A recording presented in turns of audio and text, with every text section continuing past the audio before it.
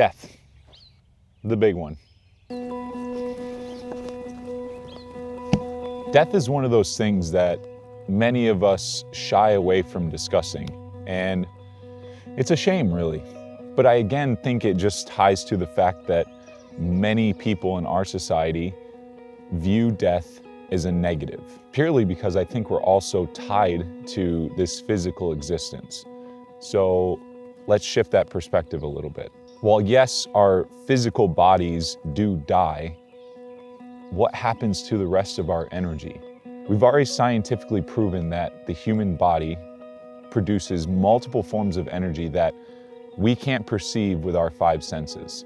And with that energy cannot be created or destroyed based on the law of conservation of energy. So what happens to it? I personally believe that energy returns to the source of everything as we know it and can scientifically view it in our known universe, the Big Bang. And I know all the religious people are going to be chiming in, but science? No, it's God. It's God. God created everything, not science. Just hold on to your evangelical titties, okay? Because I'm getting there. Through all the stuff that I've been learning, I eventually ended up onto the topic of near-death experiences. And one of the crazy connections that I could see is that each testimonial explained the same process. Every single one of them explained the feeling of having their energy disconnect from their physical body. They traverse space and time, ultimately ending up in a blindingly bright, loving, compassionate light that each one of them instinctively know is God. Letting go of ideologies so rooted in our society's history is near impossible for a lot of people. But one of the big ones is when you realize that the majority of religions are middlemen and used as a form of control, it opens the door to think a little bit differently. I personally believe that our modern science has proven the existence of God. And whatever you want to call it, whatever view you take, God, the Big Bang, they're the same thing. They are. A blinding light of forgiveness, compassion, and love that birthed the existence of everything as we can view it. And when you think about it, it makes sense. The scientists view it as an explosion of such magnitude, it just birthed creation. And religions view it as God creating the universe. And I think they're the same thing. After all, God did say, "Let there be light," and there was light. It's not all BS. It's just been distorted and changed over thousands and thousands of years from what the truth is. All right, back on track. I swear, my tangents, they go sometimes. Death is something that I think we should celebrate, because at the end of the day, it is just us returning to our collective consciousness to share what we've learned in this infinitesimally small, brief moment of time. A chance for us to grow as a soul and get ready for our next reincarnation. Yes, reincarnation. And I know not everybody has the same kind of views on these things. Death is something that can weigh on somebody for the rest of their lives.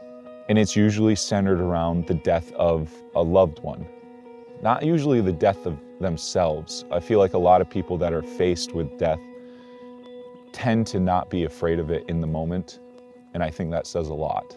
When people realize that the energy of the person they lost is still there, they just don't know how to perceive it, it can change your perspective on an experience that doesn't have to be viewed as negative. Nothing has to be viewed as negative. You can always shift it to the other side of the coin and find a way to view it positively. So that person's energy is always there. We just need to figure out how to access it, to relieve that pain and grief that we experience in the physical world. So this goes into a personal tidbit, but during one meditation session, I was working on some visualization, and I just popped into a scene having a conversation with someone. I don't know who the person was, and I don't remember what we were talking about. But I was in a scene having a conversation. What I do remember, though, is in the middle of that conversation, I heard a laugh over my right shoulder, like 4 feet behind me, kind of where these trees are, right here. And in the moment, I couldn't pinpoint who the laugh was. Like, I had heard the laugh before, but I couldn't pinpoint who the person was. But what I could pinpoint was the emotion that resonated with that single laugh. And it hit me like a ton of bricks. It was just love, compassion, being comfortable. Like, it was a good feeling. So I finished my session and I came back to waking consciousness, and immediately the person popped into my head and I knew who it was. It was my grandma Balzac's laugh, and she passed away 10 years ago. I think experiences like this can make people realize that there's more to this than what we see right now. And there's so much we don't understand as a people yet, but we're getting there. And it starts with the little things. The majority of our lives, we live in fear of death because that is the end all be all. For a lot of us, that's it. You know, we have this moment of time, and when it's done, it's done. The religions shifted it to the fact that, oh, it's not done.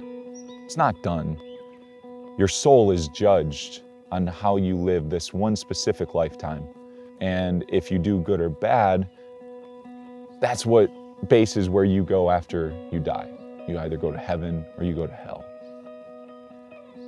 And I think that's a very crude way to look at it, because we're all here just to experience and learn.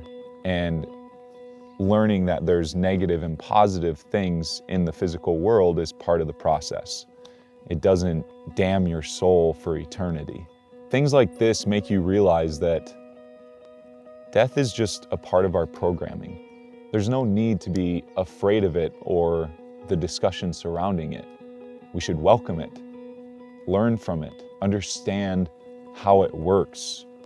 And when we understand how death works, we really begin to understand how life works.